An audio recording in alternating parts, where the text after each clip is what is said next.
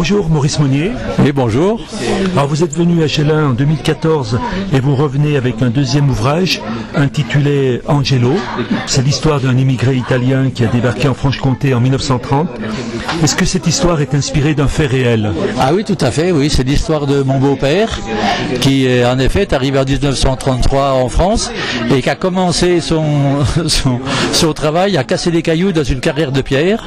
Et c'était un travail, évidemment, on s'en doute bien, qui était très très dur. Et il vivait même dans la cabane de chantier, avec les talons gelés, etc. C'était très difficile. Et puis comme tous les Italiens, après ils finissent chef d'entreprise de maçonnerie, comme ils ont presque tous fini en Franche-Comté.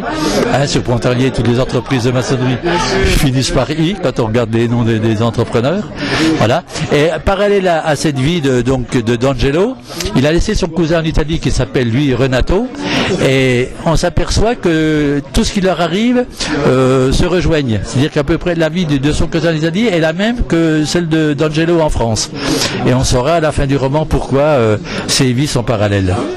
Alors pour quelle raison vous êtes-vous intéressé à ce sujet de l'immigration? Parce que quand on faisait des repas de famille et puis que mon beau-père racontait, encore qu'il était assez avare de ses propos, mais quand on le questionnait puis qu'il racontait ses premiers mois et ses premières années en France, ça nous paraissait tellement extraordinaire, nous, en bourgeoisie jusqu'aux oreilles, que vraiment ça donnait envie d'écrire quelque chose, quoi, c'est sûr, ça. Hein. Vous publiez depuis peu, et comment vous êtes venu à l'écriture? Je suis venu à l'écriture d'abord par mon premier roman qui s'appelle Poudre aux yeux et qui est l'histoire d'un émailleur. Et donc du coup, moi j'étais émailleur pendant une quarantaine d'années et avec cet émailleur, j'ai raconté une histoire extraordinaire que j'avais en tête en travaillant mes ébaux et c'est comme ça qu'est venue l'écriture, quoi. Mais j'avais déjà fait des essais en étant très très jeune, j'avais déjà écrit un roman qui bien entendu n'avait pas été publié. Après pourtant force envoie dans toutes les maisons d'édition. Et voilà, quoi. Et est-ce que vous avez un troisième roman? Oui, j'en ai un troisième qui est en route, oui, en effet, oui, c'est vrai. On peut avoir des informations précises? Non?